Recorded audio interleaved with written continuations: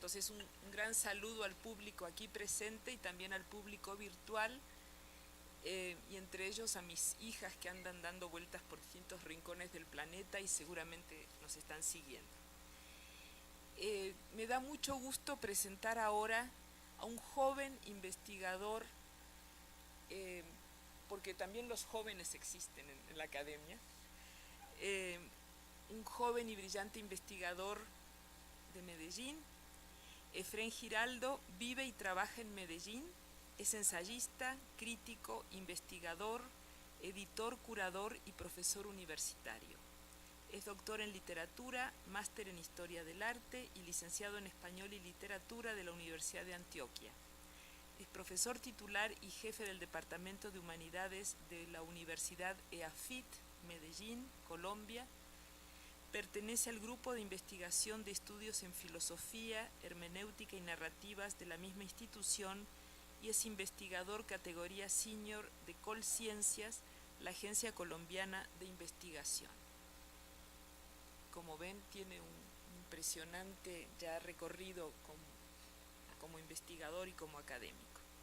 Obtuvo el Premio Nacional de Literatura Universidad de Antioquia en 2012 y el Premio Nacional de Curaduría Histórica del Instituto Distrital de las Artes de Bogotá en 2013. Fue incluido en la colección Autores Antioqueños en 2009. Ha sido galardonado con becas de investigación y creación al ensayo del Ministerio de Cultura de Colombia y de la Secretaría de Cultura Ciudadana de Medellín. Ha publicado los libros Proyecto para una Revolución Narrativa y otros ensayos críticos en 2005, Marta Traba, Crítica del Arte Latinoamericano en 2007, La Crítica del Arte Moderno en Colombia, un proyecto formativo en 2007 también, Las Verdades Indirectas de la Utopía Pesimista en 2009, Los Límites del Índice, Imagen Fotográfica y Arte Contemporáneo en Colombia de 2010, Negroides, Simuladores, Melancólicos, El Ser Nacional en el Ensayo Literario Colombiano del siglo XX, de 2012, que me traje después de mi primera visita a EAFIT, Entre Delirio y Geometría, un ensayo sobre el arte y la narración, 2013, Del paisaje construido al espacio relacional, también de 2013, Antioquia Imaginada, Pertenencia, Narraciones de Identidad y Representaciones Sociales como coordinador editorial en 2013, y su último libro es La Poética del Esbozo, Baldomero Sanincano, Hernando Telles, Nicolás Gómez Dávila, de 2014. Artículos, ensayos, reseñas, comentarios, prólogos, ediciones críticas y textos literarios han aparecido en publicaciones periodísticas, académicas, literarias y culturales de Colombia, España, Estados Unidos y América Latina. Desde el año 2015 coordina el Taller de Crítica de Medellín, un espacio independiente de apoyo a la escritura crítica y el debate sobre las artes y la cultura. Lleva en la revista Arcadia de Colombia una columna llamada La Línea Sin Reposo, donde discute problemas de política, cultura y representaciones visuales. Le damos la bienvenida a Efrén. Muchas gracias, Lina.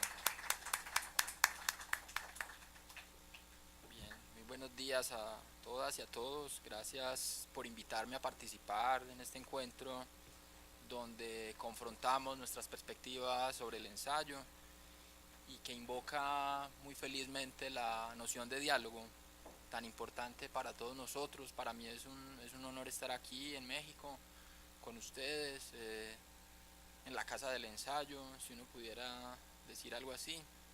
Y pues me da mucho gusto hablar de esto, pues porque el ensayo es para mí como una especie de interés que trasciende lo puramente profesional y me compromete en muchos niveles.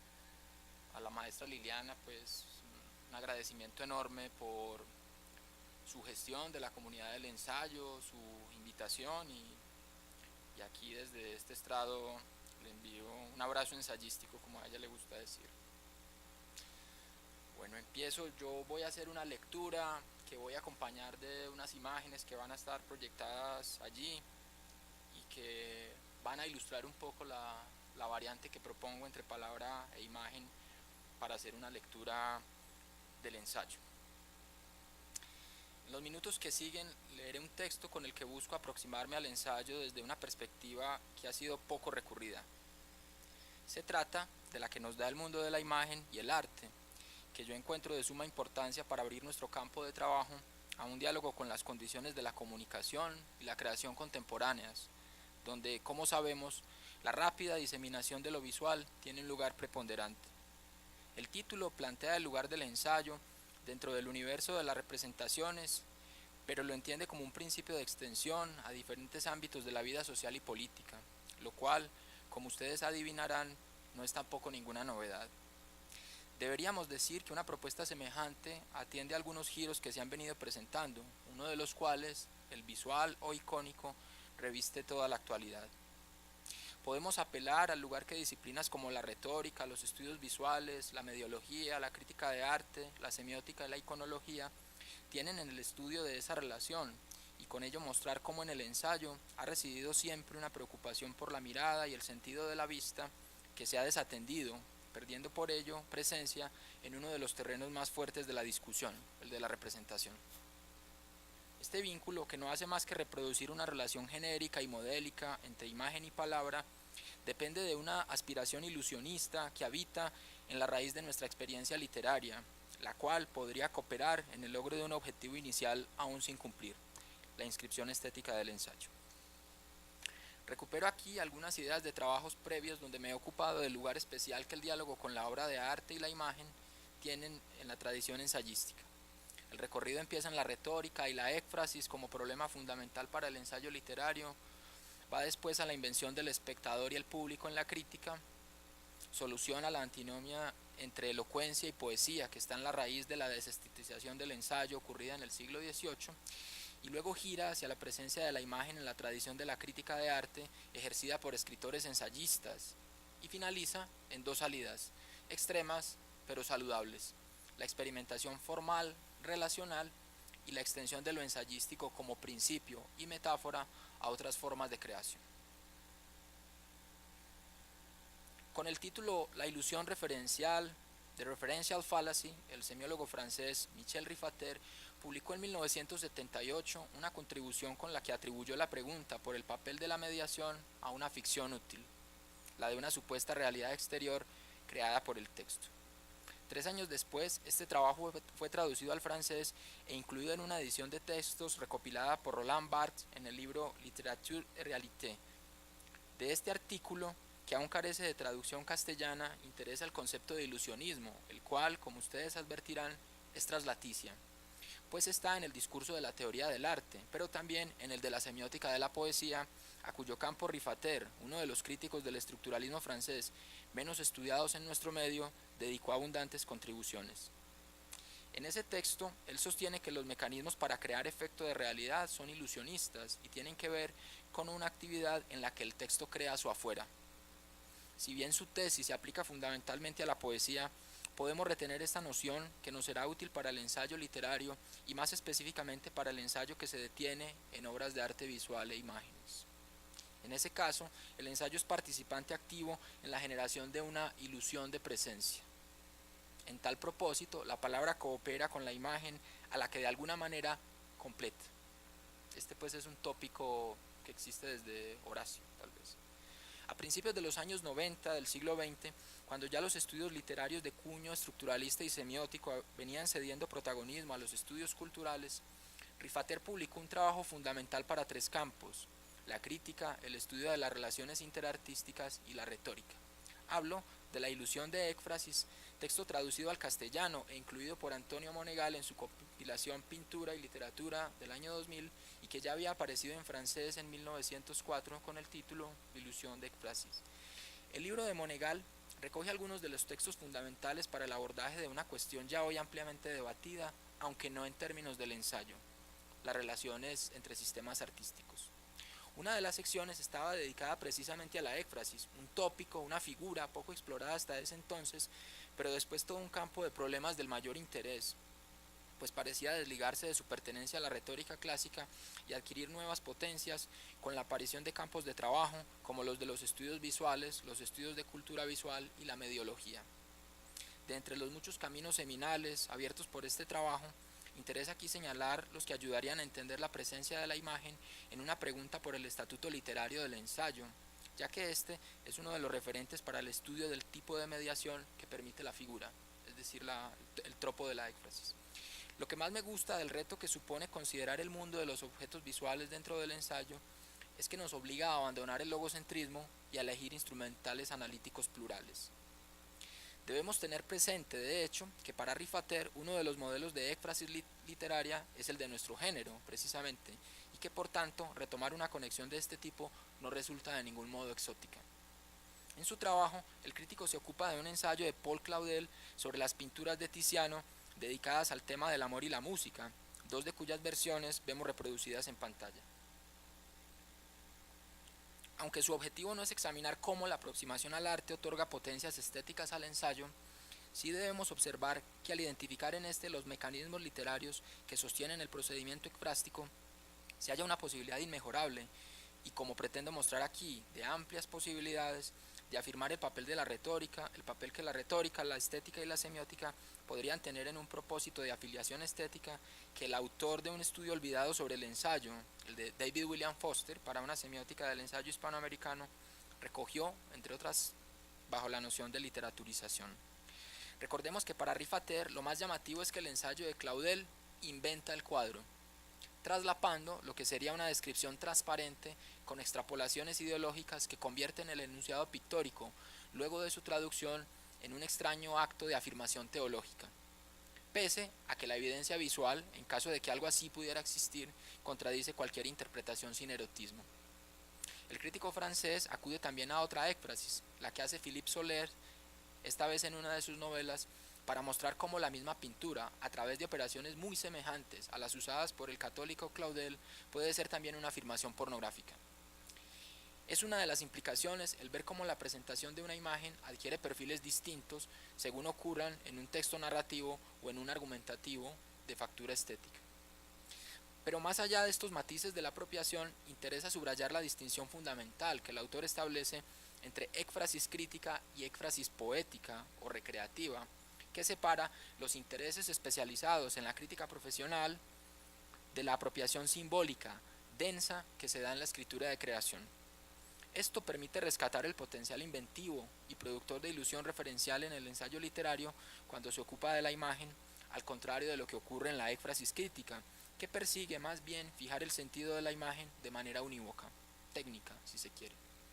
Un interés semejante nos ayuda también a entender el lugar de la éfrasis del ensayo literario no como artefacto descriptivo o evaluativo, sino más bien como obra de arte que responde a otra obra de arte, si es que queremos parafrasear la expresión de Oscar Wilde, que tanto dio que hablar a finales del siglo XIX y que tanta resonancia tuvo en las estéticas simbolistas y los requerimientos de la obra de arte total en Alemania. Lo que quiero señalar es lo distintiva que resulta, entre otras prácticas más o menos formalizadas o profesionales, la apropiación de la imagen que puede realizar el ensayo. Se trata, si ustedes quieren, de proseguir la senda abierta por Erich Auerbach en términos del ensayo de Familia Monteñana como forma realista y que prosiguen autores como Jesús Navarro bajo la idea de una tentativa de autorretrato. Ahora bien, es necesario destacar con Rifater que en toda descripción de obras de arte hay una inevitable interposición de lo hermenéutico, razón por la que es imposible en el ensayo literario lo simplemente descriptivo o la transparencia que prescinda de una puesta en valor. La éfrasis revelaría la impureza de los modos discursivos, fenómeno del que el ensayo, y más específicamente el ensayo sobre imágenes artísticas, sería emblema. En tal sentido, es importante rescatar el ensayo como un tipo de mediación que descansa sobre una primacía de lo interpretativo, más explícita aún de lo que podría llegar a serlo en otros géneros, un asunto en el que no me detendré, pero que abriga posibilidades importantes de desarrollo.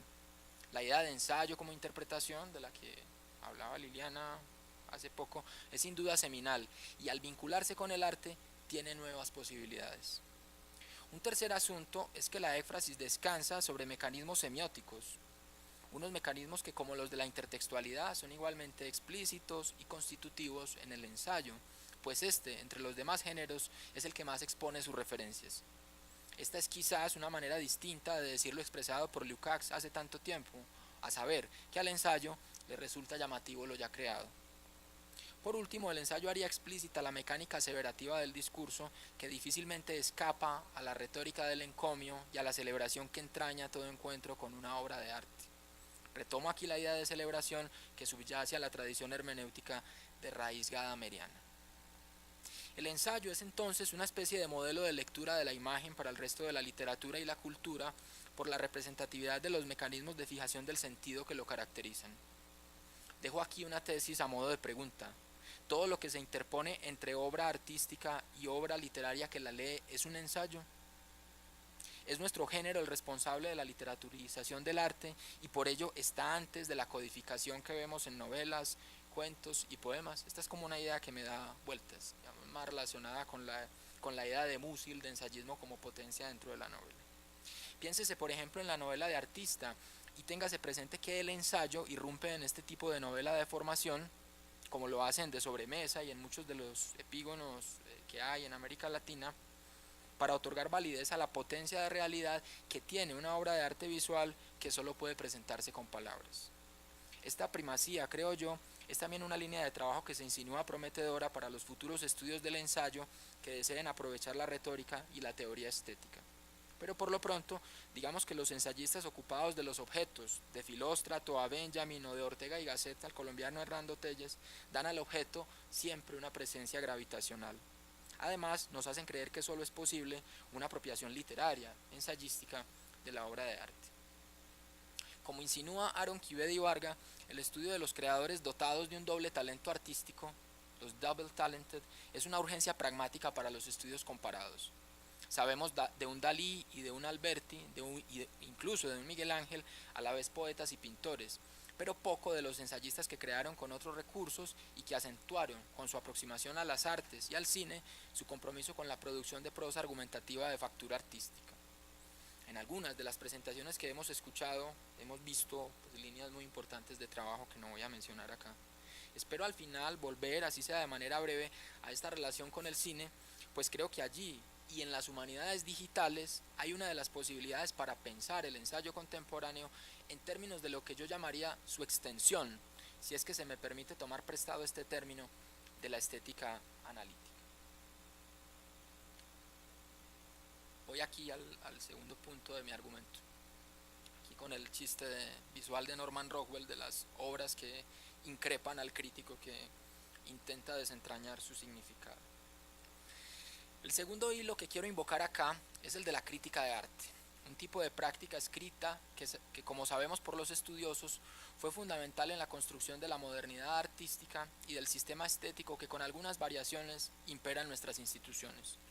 No quiero entrar en el contraste entre crítica de arte y crítica literaria y quiero más bien examinar algunas de las proyecciones de la primera en relación con el ensayo. Lo otro pues es suficientemente trabajado ya. Esto evidentemente porque la crítica de arte nos da en su momento de emergencia la aproximación a lo visual que estamos persiguiendo y porque como ustedes intuirán se apoya en el mecanismo ekfrástico antes descrito. Con Ana Guasch, una historiadora del arte catalana, debemos recordar que la estrategia descriptiva se ve en la crítica complementada por estrategias que son también de corte narrativo y evaluativo. La crítica como instancia fundamental de mediación aparece en nuestra discusión sobre el ensayo por varias razones. La primera es que el ensayo como práctica con vinculación profesional a un sistema, una institución o un mercado, yo descreo profundamente de las figuraciones que intentan mostrar la escritura ensayística como fuera del mundo del mercado. Luego voy a explicar por qué. Ha encontrado en las actividades críticas uno de sus más importantes despliegues.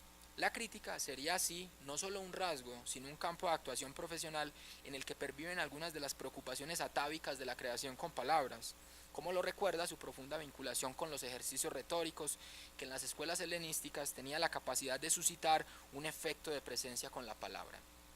Además, surgen necesidades de clasificación, estimación y distinción que solo ella, la crítica de arte, puede proveer.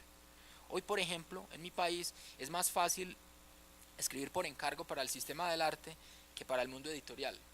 Una cosa, digamos, anecdótica que dejo un poco ahí.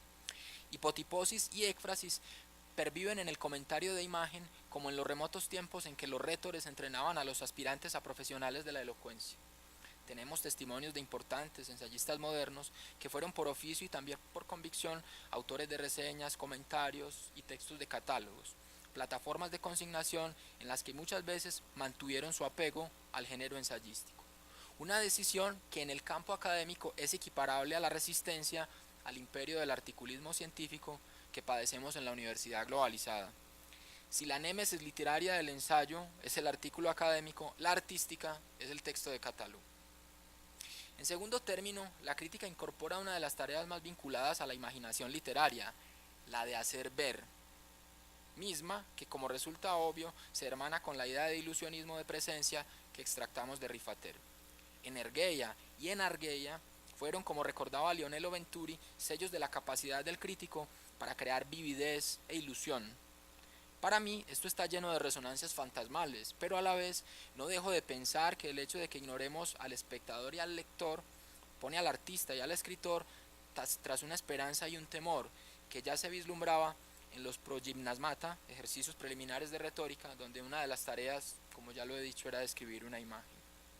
Desde sus orígenes en el siglo XVIII, lo leemos en Diderot, los textos evaluativos sobre obras de arte de nuestra modernidad se escribieron para el ausente, para quien no contaba con el acceso inmediato a lo llamado por Octavio Paz los privilegios de la vista. Una prerrogativa de silencio y probablemente de mudez acechaba tras esta abstracción que se derivaba del corresponsal de aquellas cartas donde se explicaban obras de arte y que luego se volvió público lector estándar, opinión pública, generalidad de los cultos. Y es precisamente el sentido de la vista uno de los menos atendidos en la vinculación del ensayo con el universo estético y con el presentimiento de alguien con quien pactamos una experiencia propicia. En su ejercicio de fenomenología característico, el ensayo atiende a lo visual de muchas maneras. A veces como una exterioridad que se intenta descifrar en su complejidad, a veces como un objeto del que se quieren captar sus resonancias y en otras ocasiones como un reservorio de instrumentos para la composición del mismo texto.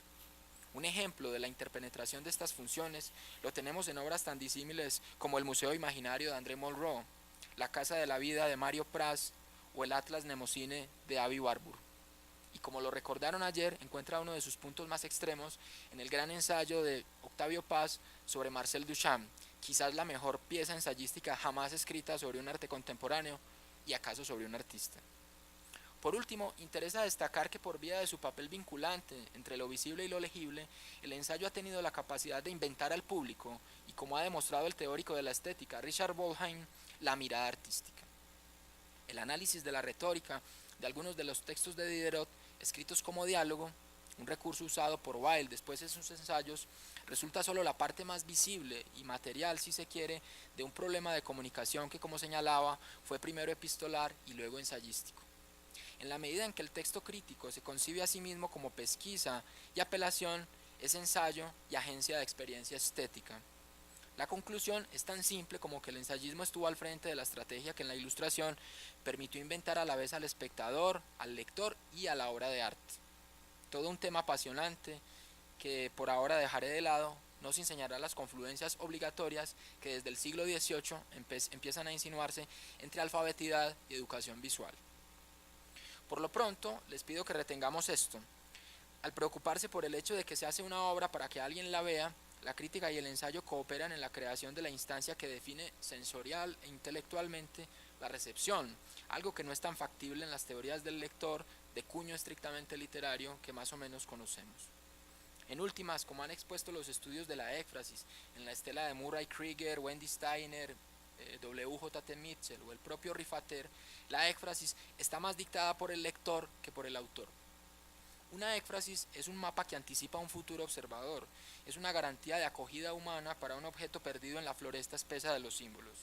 Esto es, entonces, la diferencia fundamental entre ensayo sobre arte y crítica académica profesional, la preocupación por propiciar dentro del texto una experiencia de participación. Se trata, si se quiere, de una cosecha doble. Por un lado, la de un lector que además será posiblemente espectador. Un lector que podría haber mirado o que va a mirar. Y por el otro, la invención poética del referente, la creación de su fantasma, la imagen manifestada como realidad presente en desmedro de su descripción técnica. Es decir, lo que para Luz Aurora Pimentel marca la diferencia entre éfrasis recreativa o lúdica y éfrasis referencial. Esta pregunta por la crítica de arte no es gratuita por una razón complementaria. El siglo XVIII, que ve su alumbramiento en la institución artística y el sistema de las bellas artes, vive dos dicotomías especiales, una de carácter estético y otra de carácter filosófico. La primera enfrenta creación con cosas y creación con palabras, algo que, como recuerda Tatarkiewicz, el gran historiador de las ideas estéticas de origen polaco, impidió la asimilación de la literatura con la producción estética y su inclusión en el sistema de las bellas artes. Hay algo que a menudo olvidamos, esto es, que la literatura es solo arte a través de una mediación metafórica posterior. ¿Cuánto tiene que enseñarnos aún el siglo XVIII, creo yo? La segunda es la que opone literatura de ideas y literatura de imaginación, la cual debemos, entre otros, a Madame de Staël, y cuya variante preceptiva más conocida en el siglo XIX es la que enfrenta poesía y elocuencia como formas emblemáticas de la producción letrada. Mi propuesta, de alguna manera, es que en el ensayo literario se solucionan ambas antinomias por razones que ustedes, los estudiosos del ensayo, ya han nombrado de maneras mucho más acertadas que yo. El ensayo es una poética del pensar, los ensayos son poemas intelectuales, en el ensayo se da mejor que en ningún otro el arte de la interpretación, el ensayo exhibe la plasticidad del pensamiento, etcétera, etcétera. Pero también debo decir que hay razones como la equiparación entre ingenio poético y libertad política o entre acción y contemplación, asuntos que Juan García del Río, un colombiano del que hablamos la otra vez, advertía desde 1823 cuando otorgó al ensayo las virtudes que le permitían participar de la esfera estética y de la cultura democrática que favorecerían finalmente la emancipación. García del Río traduce unos apartes del libro de Madame de Staël para la Biblioteca Americana y allí dice que el ensayo, pues, digamos, es el género de las democracias y el género de la libertad. Pero no nos apartemos. Al leer la justificación dada por Diderot y después por Baudelaire de la existencia de la crítica de arte, ya que ellos son sus fundadores, quedan algunos puntos para tener en cuenta. Escribir para el sujeto distante, crear un texto para cooperar en la visión como si de un encuentro se tratara, son disposiciones no solo animadas por el contexto, sino aspiraciones estéticas y derivaciones éticas para quien se enfrenta a la explicación de la imagen y por ende a la formación del público. En cierta medida podemos decir que el ensayo, como uno de los modelos de mediación más potentes de la cultura, puede aparecer en la crítica de arte como agente de sentido estético y, si se quiere, como dispositivo didáctico de traducción entre sistemas artísticos. La idea de mediación, como sabemos, nos lleva quizás a los problemas más acuciantes de nuestros días. Ahora bien, este panorama, presentado de manera sintética, sirve para entender el papel del ensayo frente a la visualidad durante la modernidad artística, estética y literaria, a partir de instrumentos que, como la éfrasis, se forjaron desde la antigüedad. En primer término, porque el ensayo ayuda a enseñar a ver y a leer al mismo tiempo, y muy especialmente a establecer los límites entre los dos universos semióticos. Esto supone que el texto ensayístico puede ayudar a la disposición que requiere la obra de arte, pues convoca a la apertura y al diálogo, extendiendo el problema puramente formal del universo visivo a los dominios sociales. Nos abre a la diferencia, pues como indica Mitchell, cuando escribimos un ensayo sobre una imagen, estamos en condiciones de acceder a las formas de la otredad sexual y cultural principalmente, pues claramente hemos partido de una otredad de base. La imagen es el otro del texto. Al tener tal preocupación, el ensayo de crítica de arte está entonces siempre inventando al observador. El verdadero enigma no es la imagen, sino su futura lectura.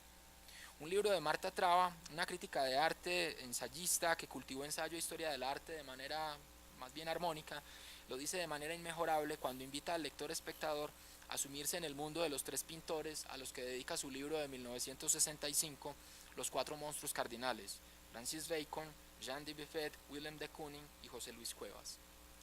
Al caer, al meternos hasta la cabeza, sentimos horror, curiosidad, angustia. Descendemos hasta el fondo mismo, Orfeos miserables y solitarios, pero como en toda abyección hay un principio de gloria, descubrimos que quizá la gloria resida en asumir ese horror, en encarnarlo. Mi proposición es que entren en el pantano y recojan la partícula de gloria a cambio del coraje que tal acción reclama. Este libro es muy interesante porque está lleno en el incipit y en el inicio de cada capítulo de prosa apelativa. Es un texto escrito por muchos ratos en segunda persona, donde le está hablando a un espectador a quien le recomienda tener determinado tipo de disposición emotiva para enfrentarse a este tipo de figuraciones desgarradas y desconsoladas de lo humano. Ante los desafíos impuestos por la neofiguración humanista en tiempos de predominio de la abstracción y el arte conceptual, Traba entiende que no se trata de ofrecer una cartografía formal de la pintura. Sus artistas son la expresión en materia plástica de una angustia y probablemente de un dolor histórico. Lo importante, más bien, es adivinar el tipo de humanidad torturada que están convocando los artistas. Me detengo en ella porque esta es la Marta Traba que empezaba, como decía Ángel Rama, por aquellos años, a ser ganada por la literatura, y quien se desprendía gradualmente de la crítica de carácter más profesional y técnica para llegar a una aproximación que, aunque dominada por la experiencia con lo sensible y la generación de discurso autónomo, seguía aportando a la cultura artística de su momento, en el que la profesionalización de la historia del arte contribuía ya a la legitimación de lo estético en el mundo universitario. Eso ha sido un poco pasado por alto, y es que inmigrantes como ella, que estudiaron en Francia y en Italia, vinieron con una profesión en historia del arte que era, digamos, más o menos equiparable a la que podía existir en filosofía, en ciencias sociales, etc. Varios libros de ensayo dedicados por la prolífica crítica colombo-argentina, artistas, algunos mexicanos, dan cuenta de ese interés. Estoy pensando en sus libros de mediados de los años 70 sobre Gunther Gerso, Rufino Tamayo, Francisco Toledo, que atraían su atención por ese entonces y que le permitieron encontrar en un ensayo penetrante y de altas calidades formales una vía ideal para la escritura de la imagen. Traba es sin duda una de las mejores ensayistas de Hispanoamérica, y es una lástima que el examen de su obra crítica no haya despertado todavía el interés de los estudiosos del ensayo, sino de los estudiosos de la crítica y la historia del arte. Ahora bien, la relación que venimos exponiendo nos pone de cara con una cuestión que no ha sido suficientemente debatida en la crítica literaria: el papel que las imágenes tienen dentro del texto ensayístico. El ensayo, como sabemos, es uno de los responsables del sostenimiento de la ilusión de presencia, pues se encuentra aún muy atado a lo concreto y más específicamente al fenómeno visual. En Ortega y su Meditación del Quijote hallamos, por ejemplo, la justificación en términos visuales del ensayo, que al hablar de amor intelectual invoca la percepción y la idea de salvación que hay en la pintura holandesa con su amorosa atención a las cosas banales. Redefinición de lo perecedero, una idea cara adorno, el ensayo debe aprender de la pintura, según Ortega. Sabemos de la imagen poética, pero poco de la imagen ensayística. Hay allí entonces un campo fértil para avanzar en la investigación por vía retórica y comparatista. Por lo pronto quiero decir que si quisiéramos una imagen tomada de la teoría de los signos de Peirce, el ensayo encarnaría la vigencia de la deixis, pues está en condiciones de ligar el discurso con su referente, la imagen, de una manera que quizás no pueden los discursos técnicos y aún otras formas de la literatura. De ahí que, metafóricamente hablando, el ensayista crítico de arte dé cuenta de las huellas de lo visual, pues opera como alguien que convierte fenómenos del espacio en experiencia vivida temporalmente. Esa experiencia preñada de tiempo es, por supuesto, la interpretación aunada con la experiencia estética. En tal contexto, saber ir de lo visto a lo escribible es una de las grandes aventuras que nos puede ayudar a vivir el ensayo, algo que deberían aprovechar mejor sociedades democráticas y críticas como las nuestras, que se supone estarían obligadas a ser más escépticas con las diseminaciones de la visualidad, del arte o del universo estético al que no sin comodidad conceptual se ha llamado expandido. Debo anotar que, al ser además árbitros del gusto y participantes del debate alrededor de la autonomía del arte y la definición de lo estético, los ensayistas han actuado en muchas regiones como agentes de secularización y modernización social y cultural, una tarea en la que el desmonte de regímenes obsoletos de visión ha jugado papel preponderante. Es necesario en este momento, como lo han mostrado los estudios visuales, un ensayista crítico que nos haga conscientes de los sistemas de visión vigentes y la política que ellos encarnan. Ese es el verdadero giro icónico, el de la política de la visión.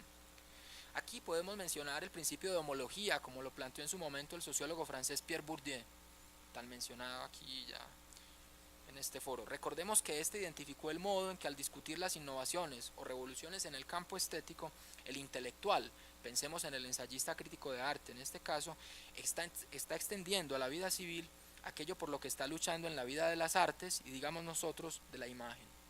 Muchas veces, como sabemos, esta lucha es por la autonomía, por el derecho al trabajo o a la libertad de pensamiento, cátedra y culto. En Colombia, mi país, por ejemplo, uno de nuestros más importantes ensayistas, Baldomero Sanincano, encarna esa divisa. Sus textos de 1904 y 1905, en los que defendió al pintor impresionista Andrés de Santamaría de los ataques reaccionarios de los políticos conservadores de la Regeneración, mostraron cómo a las virtudes estéticas del artista incomprendido había que relacionarlas con sus virtudes como integrante de la sociedad y las nacientes instituciones seculares.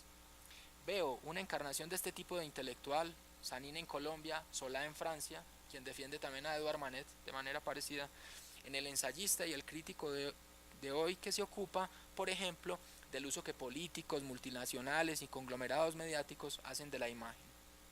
En el contexto contemporáneo, es evidente que cada vez más necesitamos a los ensayistas para entender los sistemas, los regímenes de producción y distribución de imágenes ante los que nos sentimos muchas veces desamparados. Es en este punto quizás donde podríamos indicar que el ensayo, aproximado a los estudios de cultura visual y política de la representación, es capaz de mostrar las estrategias de dominación inherentes a la representación que atropelladamente circulan en la red. Aún, creo yo, es vigente la idea de Benjamin de un productor literario alineado con los otros productores como intermediador y si se quiere, como gran confiscador de las representaciones. Me parece que hay como otro Benjamin, además del de la obra de arte en la era de la reproductibilidad técnica, que es un Benjamin contemporáneo de ese Benjamin, porque el ensayo, el autor como productor, en la feliz traducción de Bolívar Echevarría, es del año 36, si no estoy mal. La pregunta por lo visual es entonces una de las caras más importantes de la interrogación crítica que exigen sociedades como las actuales. El novelista checo Milan Kundera lo dijo en los años 90 con palabras que ustedes seguramente recuerdan. El grado de velocidad es directamente proporcional a la intensidad del olvido. Necesitamos entonces una ralentización, un carruaje que, como recuerda la portada del libro de donde extracto la cita, nos haga quedarnos y demorarnos. Por ello, el mismo autor dirá que nuestra época está obsesionada por el deseo de olvidar, y para realizar ese deseo, sigue diciendo Kundera, se entrega al demonio de la velocidad, acelera el paso porque quiere que comprendamos que ya no desea que la recordemos, que está harta de sí misma, asqueada de sí misma, que quiere apagar la temblorosa llamita de la memoria. Ahora bien, puestos en la tarea de aproximar ensayo e imagen de esta manera amplia, más allá del gran arte, debemos advertir dos cosas. La presencia de un pensamiento visual, de una mirada y de un interés en los rasgos de los objetos a lo largo de la historia de nuestro género. Y por otro lado, la vinculación efectiva del ensayista como un comentarista profesional que liga experiencias estéticas cuya conexión no ha sido siempre advertida en los estudios de literatura comparada. En la gran tradición del ensayo, esta presencia de la imagen es permanente. Pensemos en dos ejemplos distantes, pero que para mí marcan un arco virtuoso entre el siglo XVI y el siglo XX, Michel de Montaigne y Virginia Woolf. En el caso del francés quiero señalar de nuevo la dimensión fundacional que tienen dos imágenes. En primer lugar, el símbolo del vado, unido desde ese entonces a la tarea del ensayar, émulo del escribir al correr de la pluma y que si pensamos bien es visual además de táctil. Me gusta la idea de un Montaigne bastante corporal, que es capaz de convertir, por ejemplo, el andar en práctica estética, si es que quisiéramos, a modo de paseantes, apropiarnos del bello título del libro de Francesco Careri. Y en segundo lugar, tenemos el hecho de que, remoto precursor del collage, Montaigne hubiera tenido de las citas una evaluación óptica y, si se quiere, objetual. Me parece que eso está muy claramente recogido en esa imagen. Por su parte, la potente metáfora del cuarto propio de Woolf es con derecho propio una alusión al espacio, entendido una vez como intersticio, grieta hecha en medio de la argamasa paternal o marital para la mujer y luego como lugar social y cultural. Woolf es así, si lo queremos, la remota precursora de las zonas temporalmente autónomas caracterizadas por el poeta, místico y ensayista Hakim Bey, tan influyente en las concepciones sobre arte y cultura de corte situacionista y relacional. Dice Bey, gurú del anarquismo ontológico y del terrorismo poético, además de inspirador del movimiento hacker, acerca de lo que podemos esperar de nuestra experiencia del espacio. Buscamos espacios geográficos, sociales, culturales, imaginarios, con fuerza potencial para florecer como zonas autónomas, y buscamos tiempos en los que estos espacios se encuentren relativamente abiertos, bien por desinterés del Estado en ellos, bien porque hayan pasado desapercibidos a los cartógrafos o por la razón que sea. La psicotopología es el arte de la prospección de zonas potencialmente autónomas. Una lectura de Debord y Bay en la tradición de Thoreau y aún de Montaigne es un propósito que el estudio de la vanguardia aún no ha emprendido. Y es que si lo pensamos bien, la inquietud por el espacio ha tenido un lugar preponderante en el ensayo. Y este espacio, una vez entendido como físico, pasa a ser símbolo de implicaciones culturales, sociales y sobre todo políticas. Es de Germán Arciniegas la tesis de que el espacio define desde el ensayo nuestra particularidad literaria e intelectual como latinoamericanos. Esto habría conducido, de acuerdo con el ensayista e historiador bogotano, en toda la bella historia del ensayo e interpretación del ser nacional y continental, a esa primacía del espacio a la hora de dar claves sobre sociedad, cultura y personalidad. América es un ensayo, es cierto, pero lo es más aún que América es el espacio de y para el ensayo. De Alfonso Reyes, Martínez Estrada y Fernando González a Octavio Paz y Juan José Saer, la imagen del lugar se erige como un símbolo aún susceptible de lecturas que superen la limitación extrañamente autoimpuesta de que la literatura tiene como objeto solo la representación de la experiencia temporal. Pensemos por ejemplo en Carpentier o en el mismo Saer en textos hermanos como La ciudad de las columnas y El río sin orillas. La imagen en los dos casos tiene matices. En el primero aparece físicamente con las fotografías de Paolo Gasparini para respaldar hipótesis arquitectónicas, pero más importante aún, etnográficas e históricas. En el segundo se trata de la imagen aluvial de Montaigne, elevada a la condición de puerta de entrada a la comprensión del modo de ser argentino. Y en ambos, por supuesto, la imagen con un poder cognitivo que activa comprensiones ajenas a lo meramente ornamental. Las implicaciones de la tesis de Arciniegas sobre la relación del espacio y del ensayo han encontrado, creo yo, poco desarrollo desde esta perspectiva de la imagen y creo que estamos aún a tiempo de enmendar tal omisión. Y es que los ensayistas que ejercen como críticos de arte y de la imagen han podido indagar en las posibilidades de la representación y gestión del espacio como forma de acceso a un conocimiento privilegiado. Traductor de las percepciones suscitadas por la realidad visual, el ensayista está frente a las distintas formas de concreción y es capaz de ver allí signos dotados de espesor, intersticios que favorezcan un residir más humano. Ahora bien, y ya que del arte del siglo XX hablamos, deberíamos referirnos a un fenómeno poco estudiado también, la relación hoy entre el ensayo y las formas avanzadas de creación artística y cultural que según nos dicen se ha venido deteriorando por la insistencia del ensayista en formas de arte atadas a los epígonos del modernismo y por la distancia que las artes visuales vienen contrayendo con la mediación literaria. La situación del arte contemporáneo en particular, pues hemos vivido diferentes momentos en los que se han dado tanto cercanías como lejanías, nos revela cosas bien interesantes. Ha habido circunstancias en que el arte ha desafiado la palabra y la ha puesto en el trance de encontrar su sentido más allá de la forma o de la apariencia visual. Un filósofo como Arthur Danto lo ha dicho enfáticamente al indicar la primacía del discurso en el arte contemporáneo. Frente a un arte no siempre hecho para los sentidos, el ensayista ha tomado caminos diferentes a los descriptivos o celebrativos de la pericia técnica del artista y creo que esto nos lleva a dominios mucho más amplios. Es importante destacar que más recientemente el ensayo ha ganado en Hispanoamérica una nueva presencia en la agenda del arte contemporáneo, la cual parece haber atraído de nuevo a este tipo de escritores. Sin que sea el índice más representativo, algunos premios dan cuenta de ello. Por ejemplo, el ensayista colombiano Carlos Granes Maya obtuvo en 2011 el premio Santillana de ensayo con un libro sobre un tópico pocas veces analizado, la relación entre vanguardia estética y vanguardia política en nuestros días. En su libro, que yo encuentro discutible por razones políticas y conceptuales y por su conservadurismo un poco de modé y gesticulante a la Vargas Llosa, hay sin embargo un ejemplo espléndido del modo en que la gran aventura del arte de nuestro tiempo sigue siendo un gran tema para el ensayo, y he aquí su originalidad una clave para explicar los movimientos sociales recientes. Granes ha mostrado con mucha propiedad cómo el ideal contestatario de las vanguardias, que se habría creído en algún momento marginal o elitista, es ahora la verdadera clave de los tiempos, la aspiración superflua de una sociedad que privilegia las emociones fuertes, la juventud y la excitación.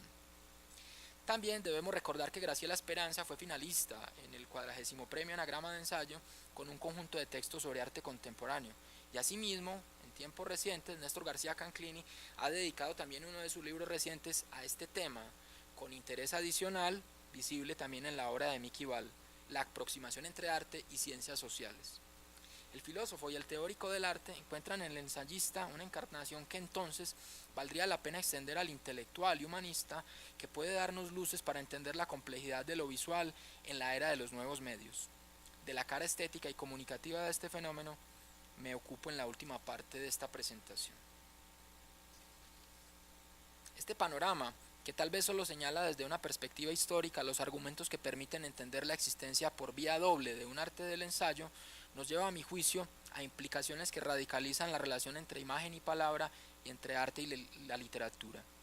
La primera es el lugar del ensayo en las formas de creación más amplias y abarcadoras de nuestros días y su lugar como referencia conceptual para ellas. Me permito brevemente establecer esta conexión que encuentra en la pregunta ética y social del ensayista una de sus raíces menos reconocidas. Como saben, los conocedores del arte contemporáneo, después del apogeo del arte etnográfico de las décadas del 80 y 90 y del multiculturalismo de la primera década del siglo XXI, hubo un momento en que el interés de críticos, artistas y curadores se desplazó hacia las ciencias sociales, a los problemas del discurso y a la política. Dicho con la frase de Danto, la atmósfera teórica que había detrás. Hal Foster, el crítico norteamericano de la revista October, lo definió muy bien a principios de la década del 90. El arte habría pasado por varias etapas que le ayudaron a escapar de las restricciones modernistas del confinamiento al medio. Primero, una reflexión sobre los constituyentes del medio artístico. Segundo, una pregunta por sus condiciones espaciales de percepción. Y tercero, una inquietud por las bases corpóreas de esa percepción. En el momento en que Foster escribe, es decir, en el año 1991, la institución artística había pasado ya a ser una red discursiva múltiple. El espectador se estaba convirtiendo en un sujeto social atravesado por la diferencia, mientras que los conflictos sociales y políticos se empezaban a entender como, quiero subrayar la palabra, lugares para el arte. Y en resumen, se habría pasado, comillas, al campo ampliado de la cultura, del que la antropología y las ciencias sociales se pensaba que también debían ocuparse. Investigaciones como la del minimalismo, entre percepción e información, de donde sacó Foster su genealogía para el arte contemporáneo, son centrales para las inquietudes del ensayo. En este contexto irrumpió entonces la estética relacional, que intentó extender el problema del arte, del espacio privado de la contemplación, a la esfera de las relaciones sociales. El modelamiento de las relaciones socioprofesionales, pregonado por el autor de su manifiesto, Nicolas Bourriaud, no era a pesar de ello nuevo. Ya el situacionismo de los años 60 y la teoría de las zonas temporalmente autónomas habían postulado la posibilidad de que el arte agenciara un nuevo lugar para generar subjetividad y propiciar encuentros no regulados por la lógica del capital. Se trataba, cito a Bourriaud, de un materialismo de encuentro. Digamos que las raíces marxistas de la propuesta, aunque un poco deslavadas ya, están ahí. El programa político de estas tendencias es claro, toda vez que retoman tesis en las que se encuentran ensayistas de la gran crisis europea como John Berger o Milan Kundera. Hay solo nostalgia en la petición de lentitud del checo y en el rechazo de los estilos de vida capitalistas del inglés. Creeríamos que no, y que la apuesta por duraciones y lugares alternativos debe ser tomada en serio desde la confiscación del flujo social que le hemos encomendado aquí al ensayista. Renunciando a cualquier pretensión de transformación estructural y optando por la búsqueda de nuevas formas de habitar el mundo existente, el arte relacional busca establecer conexiones humildes, romper pasajes taponados, unir niveles de realidad que se mantienen separados por la división del trabajo y la compartimentación de los roles sociales. Un aspecto que define entonces su crítica a la concepción capitalista del oficio y las relaciones sociales. Así, la estética relacional aspiraría a nuevas formas de sociabilidad y amistad que en algunos casos adquieren formas clandestinas y desconcertantes de realización, lo que permite entender la praxis artística como un ambiente privilegiado para los experimentos sociales. Se insiste con ello en la importancia que tienen las formas autárquicas de la producción, la creación de áreas libres, la instauración de ritmos alternativos de existencia en la línea señalada por el ensayo libertario que más nos gusta.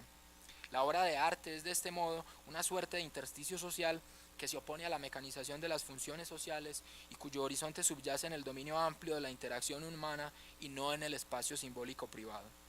Es por ello que con palabras de Bourdieu, que después han sido bastante citadas, comillas, la obra de arte no es un espacio para ser transitado, sino una duración para ser experimentada. Circunstancia que permite instaurar la posibilidad de producir una sociabilidad específica. Es obvio cómo estas ideas participan de una visión que ha estado presente en el ensayo. Sería también tarea examinar el modo en que semejantes transformaciones en la esfera de las artes del espacio, el objeto y el cuerpo pueden extenderse a la creación argumentativa con palabras. La pregunta por la lectura y el lector, por la amistad y la buena fe, por la celebración y el goce, como ya lo hemos oído, es clave. La cuestión es también qué papel tiene el ensayo en una cultura fundamentalmente animada por el espectáculo. La inclinación hacia una dinámica de participación, como apunta Claire Bishop, es la oposición que podemos hacer a lo que vemos circular de manera impávida. Es el decir del ensayo lo que se puede oponer al mostrar desaforado de nuestra acelerada y exponencial condena a las representaciones, incluidas las literarias, sin digerir. La misma literatura, de Henry James a Milan Kundera, ha tocado estas cuestiones. James, a quien le debemos la antinomia entre show and tell, y Kundera, para quien la pregunta por la experiencia de la duración coinciden en este punto. Dice Kundera, comillas, es una exigencia de la belleza, pero ante todo de la memoria, imprimir una forma a una duración, porque lo informe es inasible, inmemorizable. Esto a propósito del debate que había hace poco de si el problema de la forma era pertinente o no, y si era políticamente, digamos, pertinente. Es decir, el formalismo no siempre es antinómico con la acción social y con la política. El arte del ensayo, podríamos decir, nos ayuda a codificar una experiencia alternativa de duración obliterada por el mercado literario y los managers del ocio rápido y desechable, vívido ejemplar de la obsolescencia programada, pero ya esta vez en el mundo de los símbolos. Hakim Bey, el creador de la teoría del espacio cultural y del intersticio que nos interesa pensar acá en particular, resulta más que oportuno en este contexto.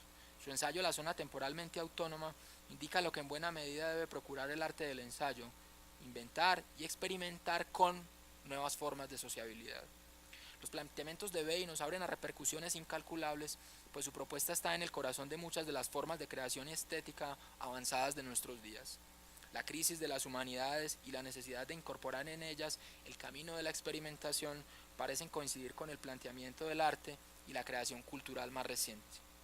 Que el espacio artístico sea el lugar de encuentro y cita cada vez más no debe pasar desapercibido para los estudios del ensayo y de las humanidades. La relación entre ensayo y experimentación es digna de consideración, y esto en su faceta plenamente estética, el ensayo como experimento literario, como en Borges, o incluso netamente plástico, como en Rodríguez o en Berger. Como se sabe, el papel del experimento en las humanidades ha sido señalado como una de las salidas a su aparente crisis por Samuel Weber y Jacques Derrida. A mí me gusta pensar que esta experimentación ha sido comprendida solo en términos literarios y estéticos, aunque no suficientemente, pues solo se ha entendido en el ámbito formal. La acción social como campo de creación es el lugar a donde creeríamos debería dirigirse el experimento del ensayo con sus lectores. A la larga, este es participativo y por definición relacional. Y es que, además de fortalecer la idea de que el espíritu ensayístico influye en la renovación del lenguaje de la literatura, de la narrativa y de la poesía, necesitamos entender el ensayo como experimento social, como forjador de nuevas formaciones humanas, desde la experiencia discursiva y la conciencia crítica que agencia.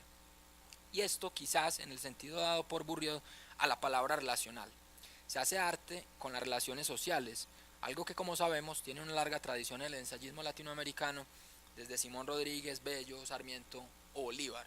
Digamos, esa es una tesis retrospectiva un poco, digamos, como arriesgada, pero es la idea de que hay creación cultural y relacional fundamentalmente en la emancipación, ¿no?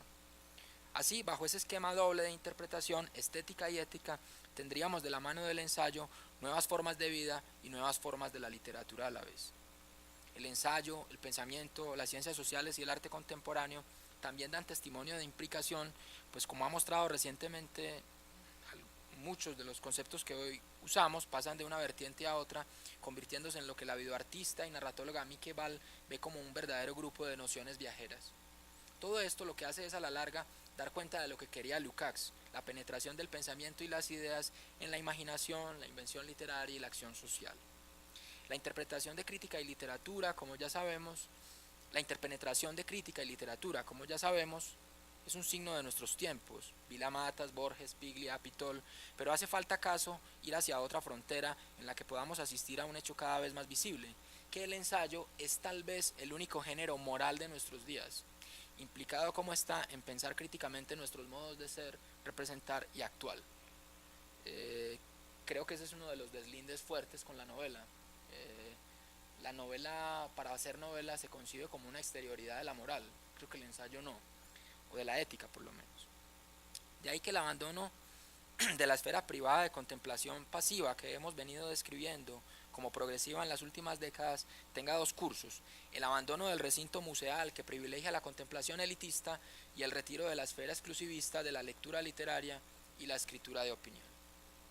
Esta es la coda, una página con la que termino todo este palique.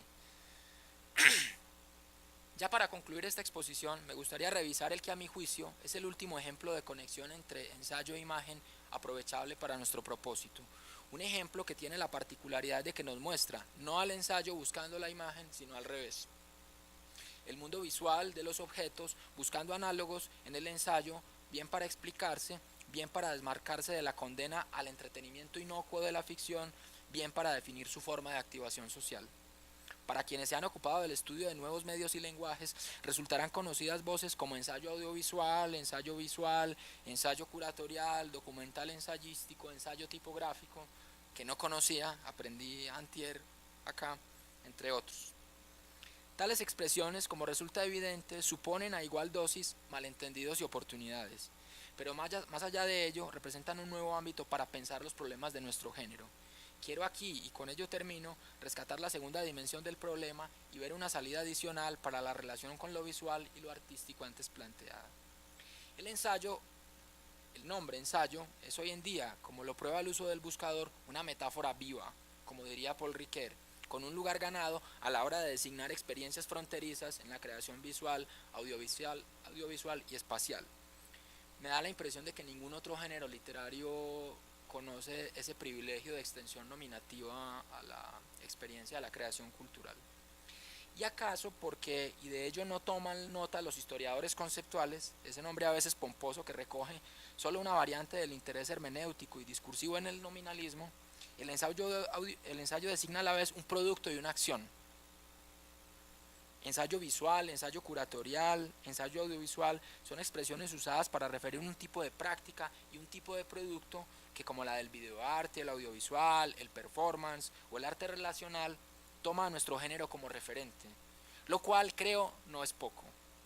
La presencia del ensayo en el auge de las escrituras no ficcionales es evidente y se le ve como una extensión conceptual hacia lo visual con mucha fuerza, por ejemplo, en el ámbito del documental, que ha sido reconocido en el último tiempo como el homólogo no ficcional del ensayo en el mundo de la realización cinematográfica. Recuerden que en algún momento la oposición entre documental y argumental era, digamos, como la que cargaba con el peso designativo. La pluralización de las escrituras creativas, de cuyo auge en el mundo universitario el ensayo es un agente poco reconocido, tendría su equivalente en este género que ha obligado a repensar la obra cinematográfica. Géneros como el del falso documental son todo un desafío en ese sentido. ¿Habrá, me pregunto, un falso ensayo? ¿Colisionan con los regímenes de verdad los ensayos sobre escritores y teorías inexistentes de Borges o los diálogos de Piglia? Ficcionalidad, como hemos visto, no parece ser una categoría suficientemente útil, pues ella solo nos puede dar teorías construyendo una exterioridad, la del mundo otro. Es decir, conviene recordar que las teorías de la ficcionalidad nunca pueden ser inmanentes, siempre son relacionales con otro mundo, el real. Yo prefiero optar por el camino de la ilusión de presencia, digamos, como la aceptación de que hacemos mediación y no otra cosa. Finalmente, necesitamos prestar atención al más importante campo de mediación del arte de nuestro tiempo, la curaduría artística.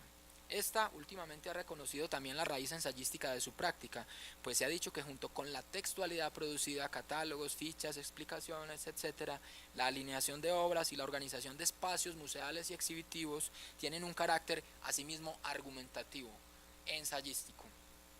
Digamos que esta es como una manera de investirse nuevamente de poder letrado, pero es muy recurrente eso. Hay una expresión que es la curaduría de autor y que intenta mostrar como un ejercicio de museografía es la exposición de una tesis, acudiendo a instrumentos múltiples.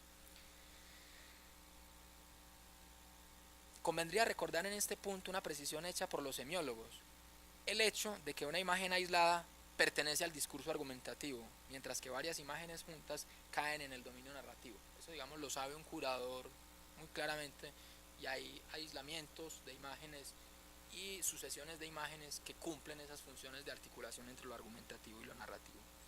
Baste pensar, por ejemplo, en una exposición como When Attitudes Become Form, que en su mismo título reviste una interrogación profunda a la noción de intención artística. Esto fue hecho por un curador ya llamado Harald Seaman, de quien yo saqué el epígrafe para mi tesis doctoral. Me gusta mucho el epígrafe porque dice Seaman que la intensidad encuentra su medio, siempre, y eso yo creo que va muy bien con el ensayo.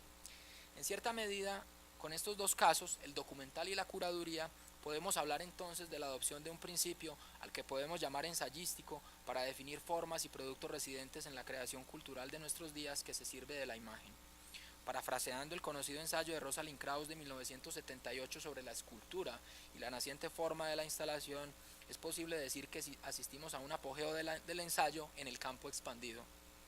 Esto significa que si bien el ensayo puede ver eclipsadas sus posibilidades en el ámbito académico a causa de la hegemonía del articulismo, o en el periodismo a causa de la columna de opinión y la crónica, o en las redes sociales por el tweet y la autopublicación, sí ostenta una presencia fuerte en la cultura, y sobre todo en la cultura que trabaja con imágenes y experiencias artísticas.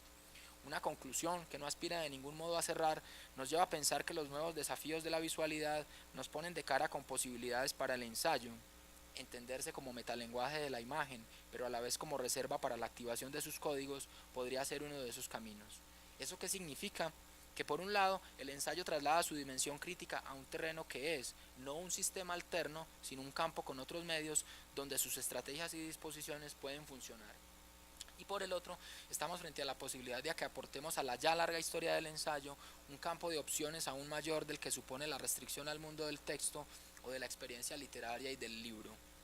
Pese a que no hay razón para defender un generalismo estético o una obra de arte total, está en la raíz del fascismo siempre, la integración sensorial completa en un gran espectáculo, el drama musical alemán, el ensayo puede portar la clave para entender la manera en que mediante las artes, la esfera de la imagen y la esfera del texto verbal logran una comunicación. Quiero decirlo con palabras de Octavio Paz que podríamos aplicar a nuestra relación con el goce y la intelección de la imagen. La libertad no es algo que esté antes del conocimiento, sino después de él. Muchísimas gracias por su paciencia.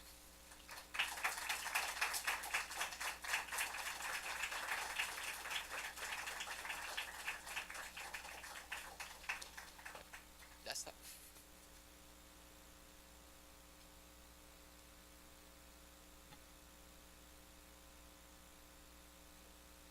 Es como la imagen de las preguntas. El caricaturista Saul Steinberg del New Yorker, que es muy chistoso siempre. Como pescar sobre el pescado, claro, Moby Dick. Bueno, seguramente se han quedado arrobados y embelesados como yo con esta fantástica ponencia, este broche de oro para nuestro encuentro, que me hace sentir un poco curadora de coloquios. Sí, sí. Me has dejado sin palabras. Bueno, quiero recordar a nuestro viejo y querido Lukács la intelectualidad como una vivencia sentimental, o como tú hablabas del goce de la intelección, que es esta posibilidad de pensar y de integrar tantos problemas contemporáneos, tantos autores que llegan al día de hoy. Me has dejado muy impresionada nuevamente, Fren. Simplemente, bueno, abrir al diálogo, pues seguramente tendrán muchísimas preguntas, comentarios. Muchísimas gracias, de verdad. Libertad está por allí. Okay.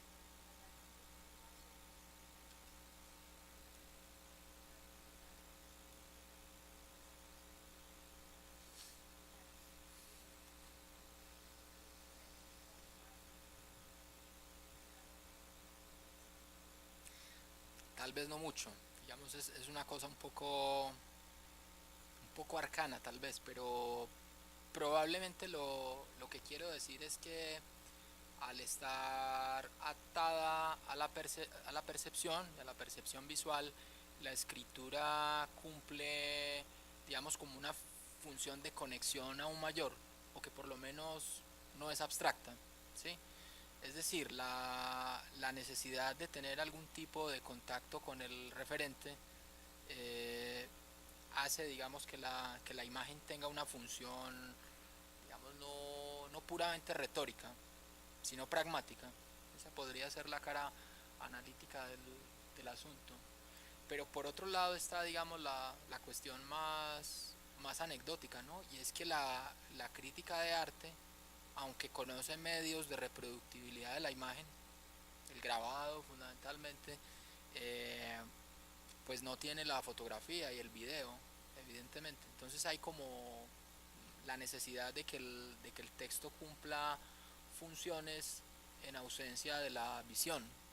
Eso lo dice Diderot en sus textos de los salones. Hay una permanente referencia al hecho de que usted, señor, no puede ver el cuadro, usted sentiría tal cosa si estuviera frente de él.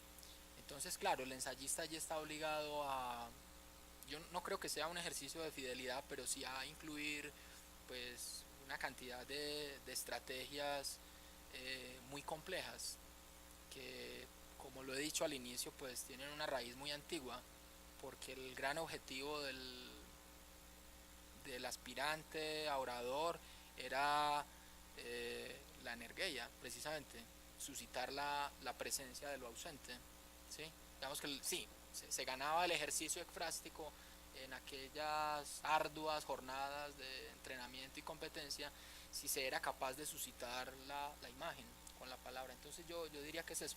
Por otro lado, creo que faltan trabajos como en la vía de exploración literaria del ensayo, donde aparezcan problemas con la imagen. Digamos que la afiliación con la lírica del ensayo es muy... Liliana y algunos de ustedes saben más de eso que yo, pero yo creo que no hay, digamos, como una prosecución de ese esfuerzo por encontrar en el ensayo representación literaria y estética. Y creo que por eso, como en la parte de mi presentación, el título que tú elegiste fue Ensayo y Representación. Es, digamos, como un gran faltante, pero bueno, digamos que eso llevaría a una discusión más grande sobre qué es la representación y qué es la representación verbal. Yo por lo pronto me conformo con decir que esa exigencia del espectador ausente es bien interesante y dota al texto explicativo sobre arte de unas potencias que no se han explorado mucho.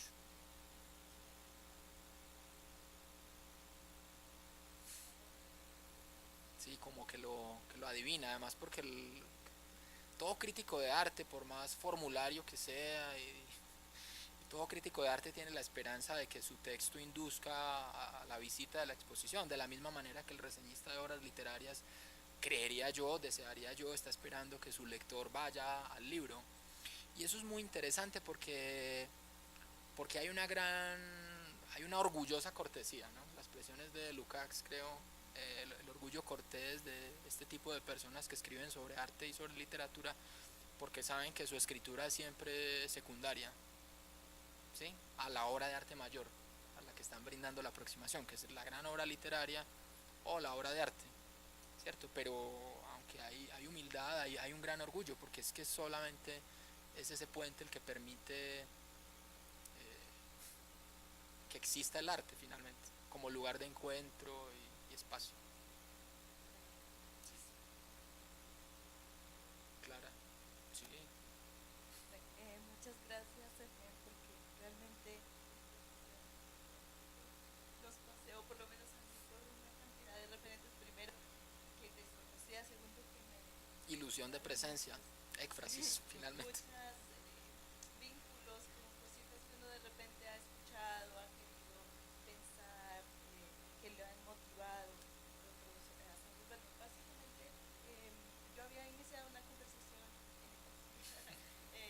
sobre este asunto de estos varios asuntos que ha tratado en su comunicación, pero me gustaría que ampliara un poco sobre la distinción que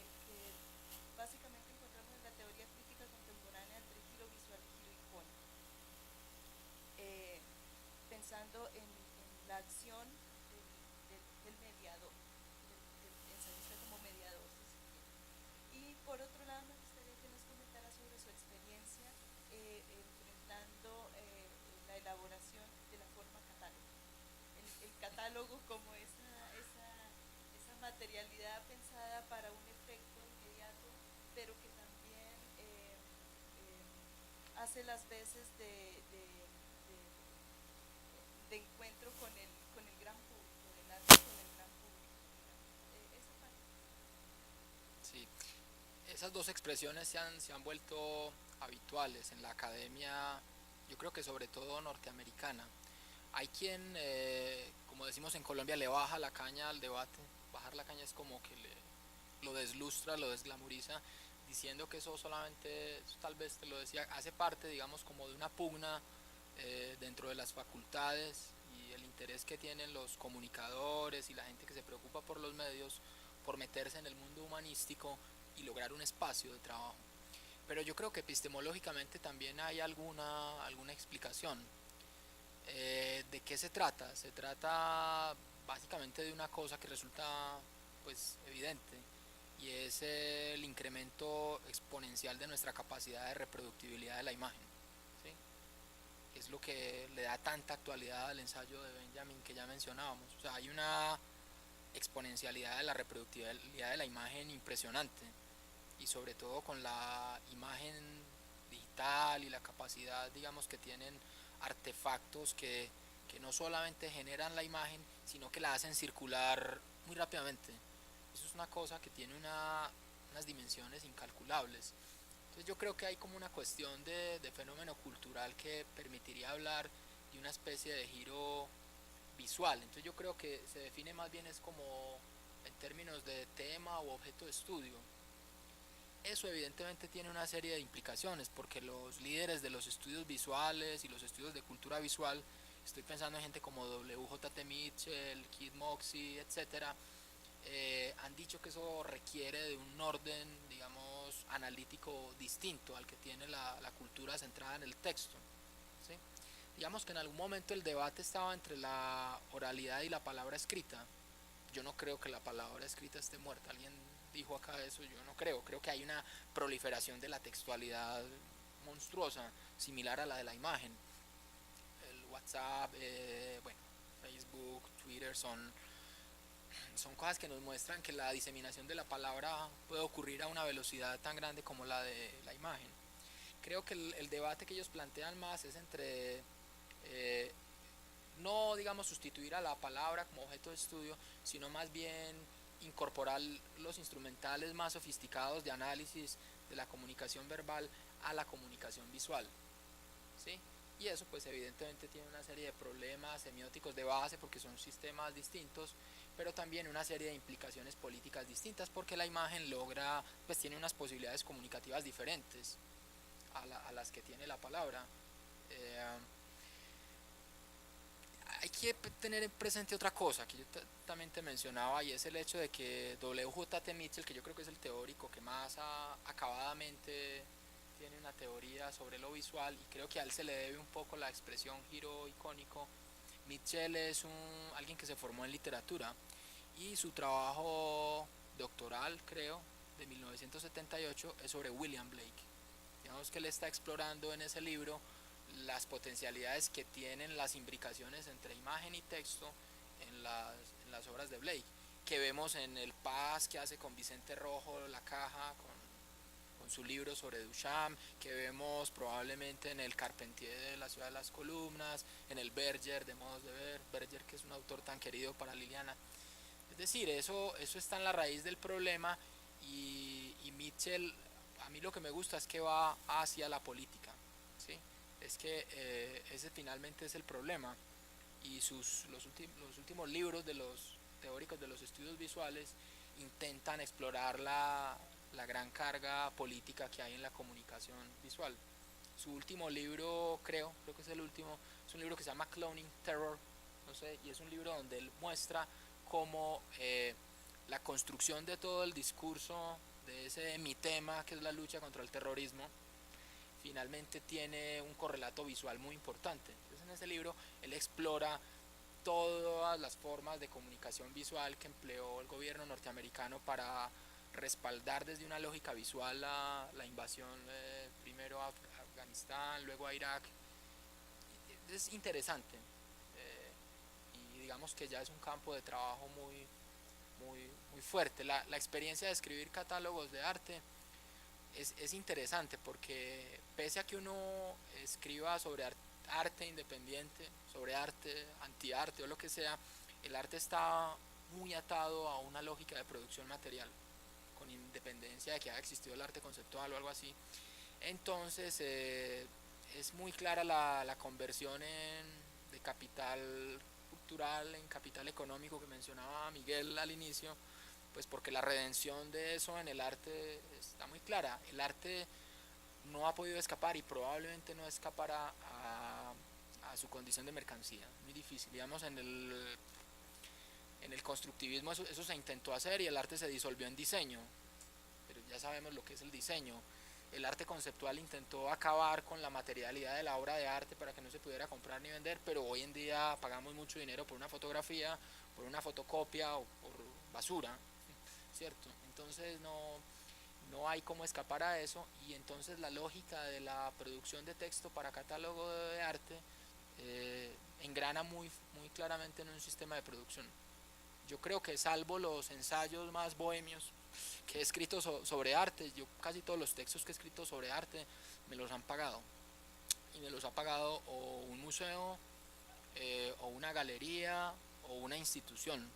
En el arte contemporáneo, la tarea del escritor sobre arte es remunerada y siempre bien apreciada, y eso pues es una felicidad.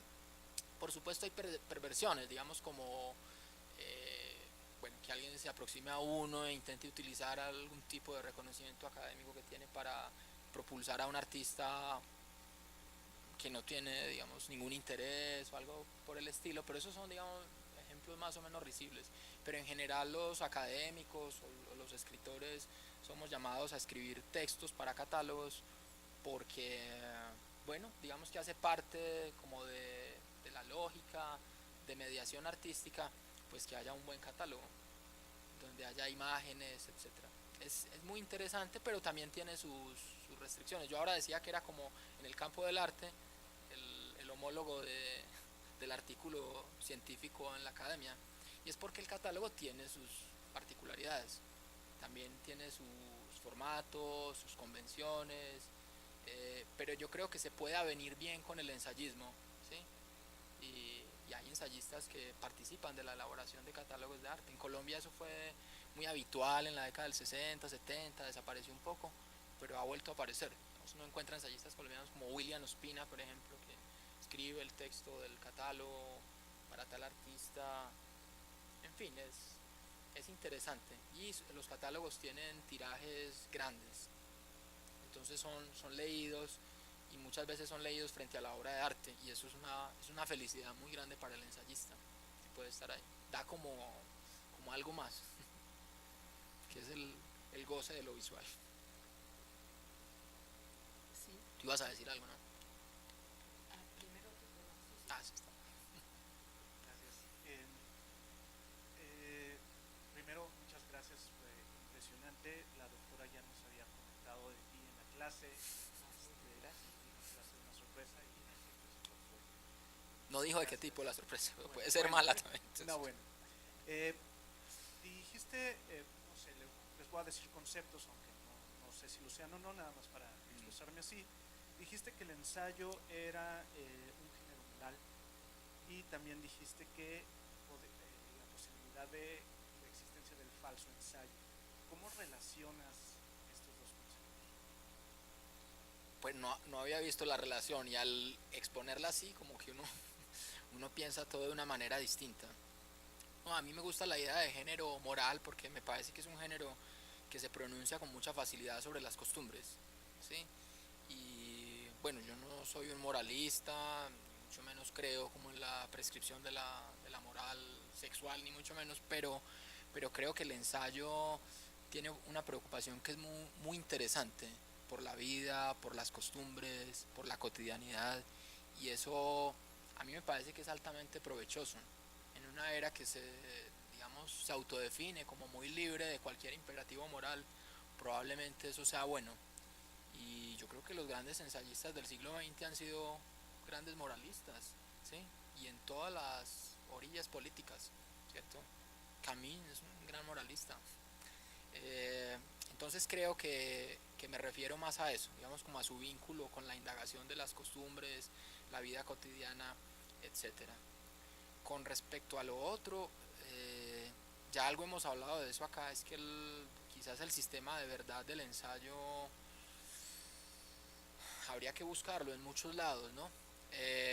Creo que estoy pensando en falso ensayo, es pensando en la negación de la, digamos, como de la verdad factual, probablemente, pero claro que el ensayo de la misma manera, y ahí tal vez encontraría la conexión muy inteligente que tú propones, es que probablemente sea una verdad moral a la que esté aspirando el ensayo, no sé, no digamos una verdad, digamos, completamente contingente o relativa, más allá de que el ensayo sea el instrumento para mostrar la contingencia y el cambio, la variabilidad. A mí eso me resulta bastante provocador, lo pensaría así. Ahora, las potencias de lo falso no son desdeñables finalmente, porque yo creo que finalmente son las del arte, ¿no? Y uno tiene pues esa solución del apócrifo muy creativa en Piglia, en Borges y en tantos otros, pero yo creo que habría que buscar eso en otro lado. Por ejemplo, en la variación que la trayectoria de un escritor nos muestra con respecto a sus convicciones políticas. Ese es un asunto para indagar eso, ¿no? Y yo voy a una cosa un poco más chocante, y es, ¿puede haber un ensayo antónimo de otro? Eso es posible, habrá un posible contraste así uno a uno entre un ensayo, o el mundo del ensayo es el del matiz y la negación precisamente de lo polar, de lo binario. Eso es bien interesante de pensar, ¿no? Creo yo. Yo tuve hace algún tiempo una experiencia muy interesante en un museo de Medellín y después en la Universidad de los Andes en Bogotá, y es que yo soy muy amigo de un artista que es además crítico de arte, que cuando estaba en la universidad se inventó a un artista y su trabajo de grado fue la exposición de ese artista. Ese artista se llama Pedro Manrique Figueroa, la gente de Colombia lo debe recordar, y Manrique Figueroa es como una especie es uno de los artistas más estudiados de Colombia, porque se han hecho exposiciones, hay un falso documental muy interesante de Luis Ospina que se llama Un tigre de papel, y digamos muestra la capacidad de generación de crítica, de verdad, de instancias de subjetivación con algo que es una mera broma. El antecedente, por supuesto, es el Josep Torres Campalans de Maxau de 1950, que se inventa esa biografía de este artista, y Picasso y Dalí y todos los demás deciden colaborar y cederle obras, y bueno, aparecen monografías sobre él, etc. Eso no es algo para desdeñar, y yo creo que en la variante más lúdica del ensayo tendría que ser una posibilidad. ¿Qué tendría que tener como punto de partida algo que sí existe en la narrativa, y es la disociación entre autor y narrador? Pero como no tenemos tal vez un equivalente pragmático del mismo tipo en el ensayo, donde coinciden el escritor y el ensayista, habría que pensar en otras cosas, pero es bien interesante. Muchas gracias por el comentario, muy iluminador. Hola. Marta Traba. Francia, Te están preguntando a ti. era inmigrante, hablaba de educación. Marta Traba, sí, Marta Traba, argentina, se fue a Colombia como en el 54 y allá reinó en el mundo del arte. Yo podría decirle que dependería del ensayo del contexto en el que vamos a hablar. Porque, por ejemplo, ahorita usted nos hablaba creo, es Borges, ¿no? Borges, pero su nombre es Borges. Sí, Jorge Luis Borges. Jorge, algunos nos podemos confundir. Por ejemplo, yo luego me confundo por Celso Borges, que es un jugador de Costa Rica.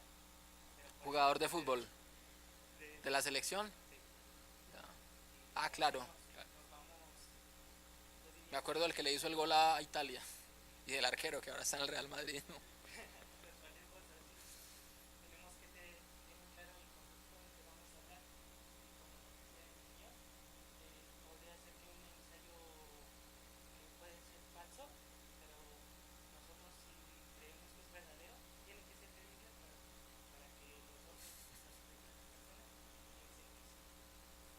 no, pues nada más ni nada menos estás invocando la noción de verosimilitud, que digamos es muy importante en nuestra tradición literaria y que habría que mirar en el ensayo. Esa es otra super pregunta, ¿no? Es si un ensayo se puede mover en la esfera de la verosimilitud, si es probable, factible. Yo tengo un género que es como periférico del ensayo que yo creo que está ahí, y es la utopía. La utopía es una forma narrativa, pero también argumentativa, originada en el Renacimiento, pero que especula con lo probable. Ya sabemos pues que las utopías acaban pareciéndose, o las antiutopías, y yo creo que coquetean con esa idea de que algo pueda ser creíble, pueda ser factible y más aún vivible y aplicable. Digamos, Fourier, Bacon, Moro pensaban en que el mundo podría ser así. Bueno, y también Orwell, Huxley, Golding y todos los demás. Muy bien. Alejandra. ¿Eres de Costa Rica o no? Tienen técnico colombiano en la selección mexicana. Quizá un poco vinculando los comentarios anteriores, yo quisiera preguntarte, ¿tú cómo entiendes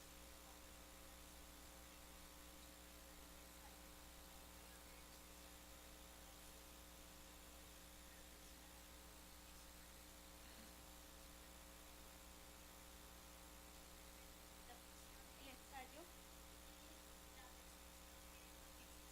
da el ensayo si el ensayo está al interior del texto ficcional,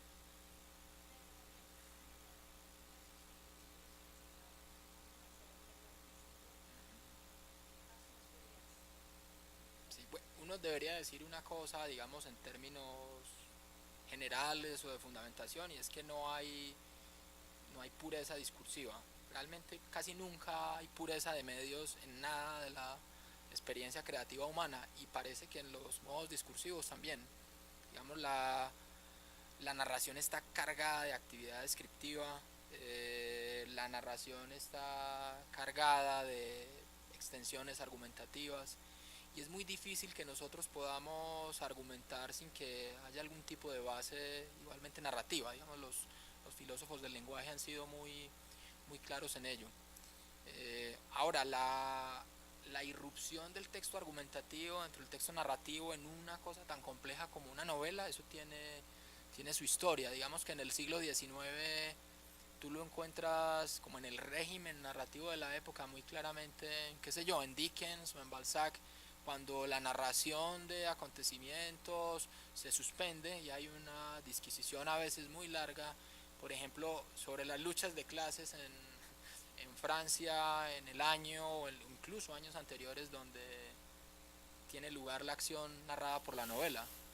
Nada más Marx dice, después que aprendió mucho más de las luchas de clases sociales en Balzac que en los historiadores sociales que él consultó, o en los historiadores, digamos, de la vida económica francesa. Esa es una manera de irrupción. Yo creo que está igual en Dickens, en Flaubert.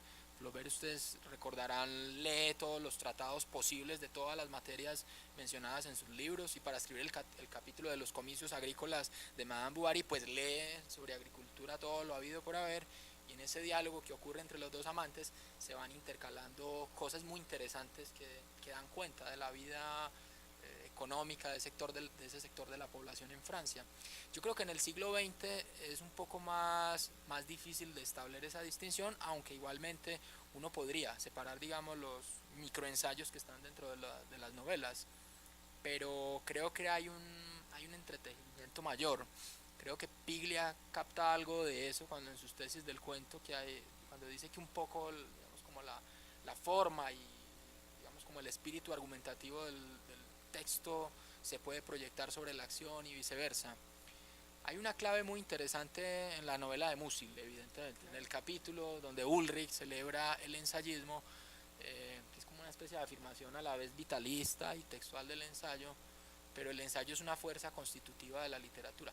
Yo lo mencioné en un caso muy específico y con eso respondería, o intentaría responder la segunda parte de la pregunta, y es en el caso de la novela de artista, de la Künstlerroman, ¿sí? Que es una variante de la novela de formación más especializada, y donde se nos muestran los los avatares del artista intentando conseguir la fama, el éxito, fracasando y triunfando, cosas como De sobremesa de Silva, Ídolos rotos de Octavio Paz, pero también Leonora de Elena Poniatowska, La luz difícil de Tomás González. Es muy difícil que en ese tipo de novelas no haya discurso ensayístico sobre obras de arte, y eso puede aparecer de muchas maneras. Por ejemplo, en una novela de Germán Espinosa que yo recuerdo mucho, que se llama La balada del pajarillo, pues nada, uno de los protagonistas es un crítico horroroso, absolutamente venenoso, que destruye artistas, y este crítico en sus pronunciamientos orales o de café, pues nada, da críticas de arte, y entonces ahí hay éxtasis. Pero también pueden aparecer como consideraciones del narrador. En De sobremesa eso es muy claro. Hay momentos en que esta conversación entre Fernández y los otros es interrumpida por textos que son fundamentalmente sobre las pinturas de la escuela prerrafaelista, y son ensayos de crítica de arte, probablemente los ensayos de crítica de arte que Silva no pudo escribir y publicar porque no tenía cómo, pero que sí escribieron los grandes contemporáneos suyos en Francia, por ejemplo Mallarmé, Solá, Baudelaire, etcétera, que tenían un sistema de crítica de arte constituido. En América Latina no estaba en el momento. Entonces yo creo que aparece de muchas maneras, y a veces hay mayor intrincación. Yo, por ejemplo, quedé ayer muy sorprendido, muy impresionado con la presentación de Alfonso sobre Ricardo Piglia y el papel que el museo tiene, por ejemplo, en La ciudad ausente. Es una cosa mucho más avanzada, donde ya, digamos, el crítico de arte que está ahí también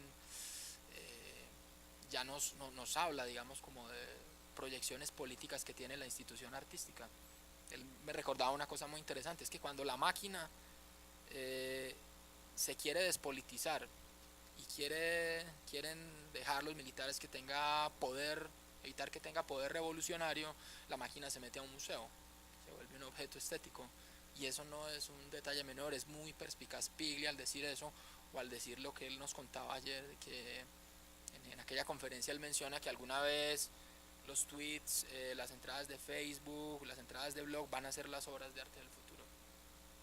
Que es muy interesante entender al escritor también como alguien que porta ideas estéticas sobre otros universos, pero eso vale para otros, para Carpentier con la música y la arquitectura, ¿cierto?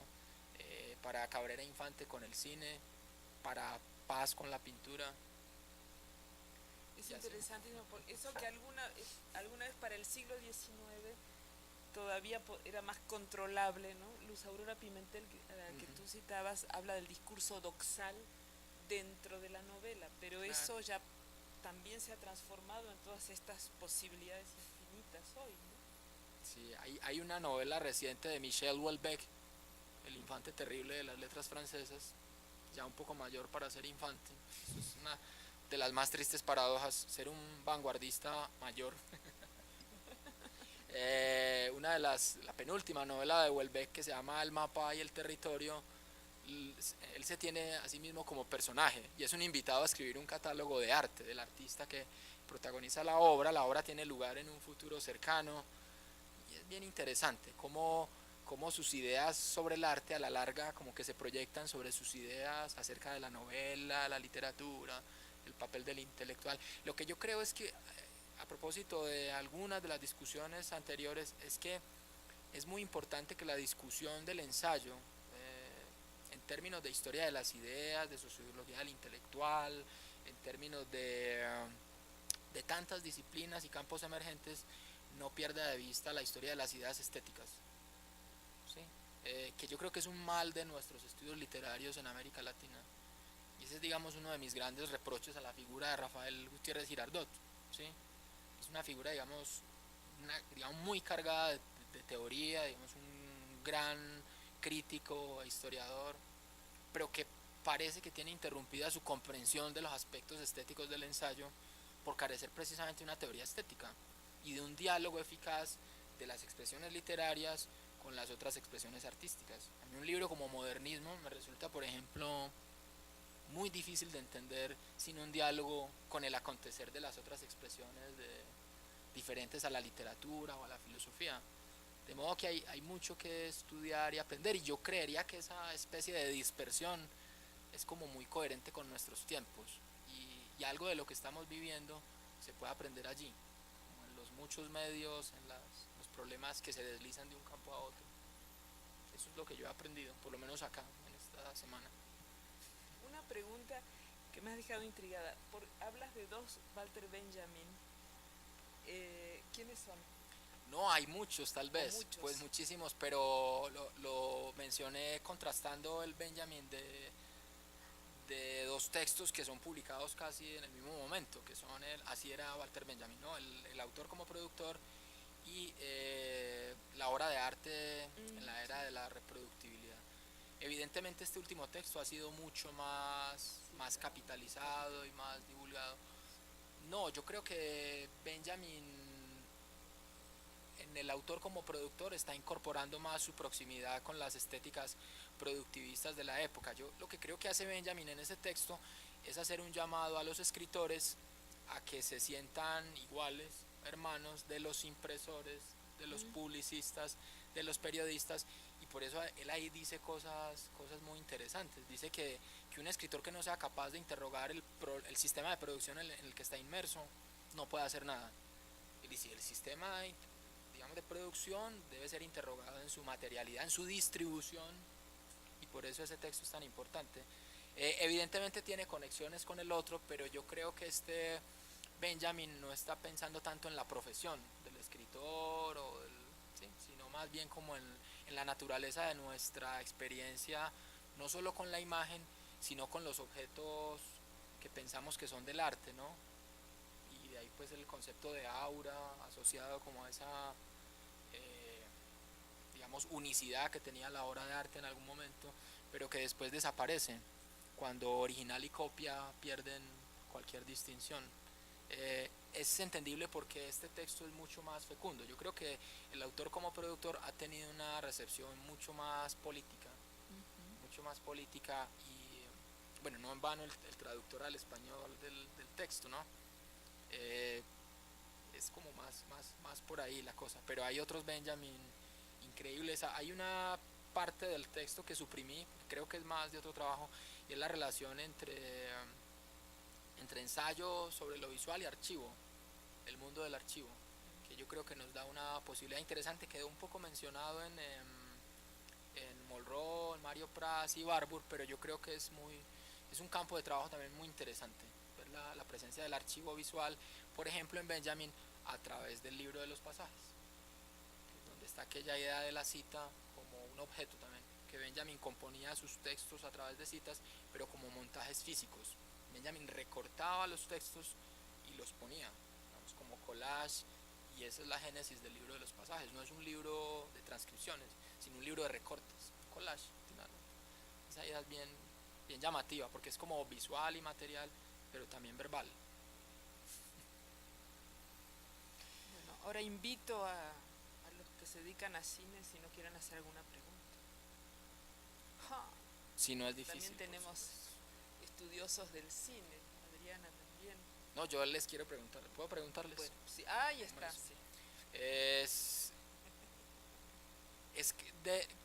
¿Cuál es el sentido de la expresión ensayo cinematográfico? ¿Cierto? Porque no es cinematografía ensayística, que yo sepa, sino ensayo cinematográfico. ¿Hay alguna deuda con el logocentrismo, alguna tutela de los estudios literarios, o es que realmente el sustantivo ensayo puede aplicarse a lo visual?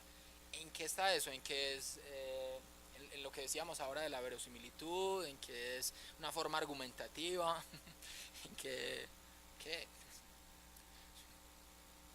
Tú eres quien.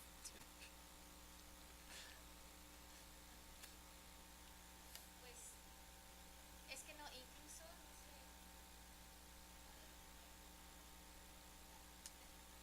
no hay una, o sea, no se utiliza nada más ensayo cinematográfico, ensayo, no hay un término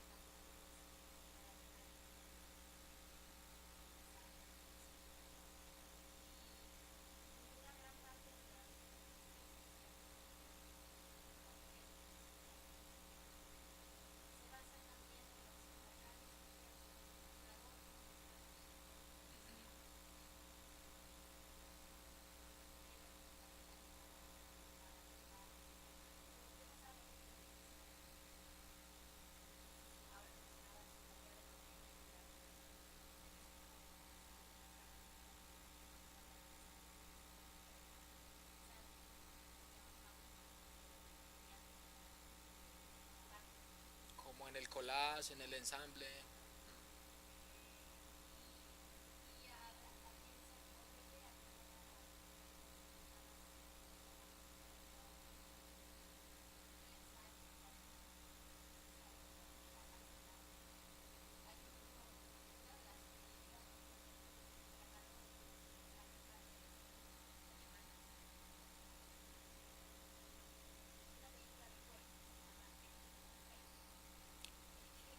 Sobre el más grande falsificador de la historia, por supuesto.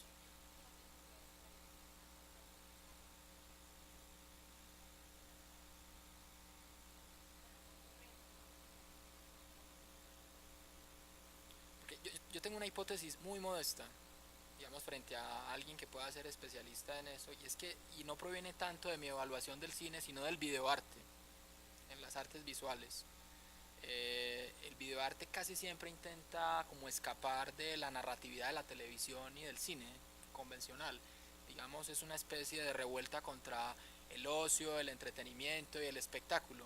Entonces yo pensaría muy, digamos, muy responsablemente, muy prosaicamente, que probablemente en el deslizamiento a algo argumentativo o algo más familiarizado con las ideas podría estarse percibiendo un estatuto bien de participación o bien de reflexión y crítica que probablemente estos realizadores no encuentren en el cine, digamos, narrativo y mucho menos en la televisión, ¿no? Ya como la intelectualización de la forma cinematográfica por vía de un vínculo con el ensayo. No sé.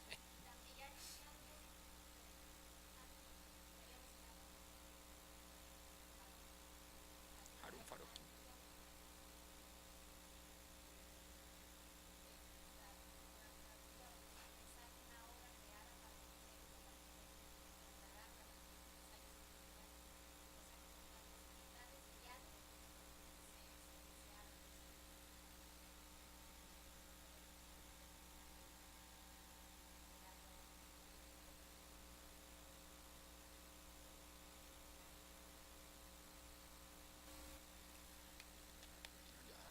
Bueno, Muchas gracias.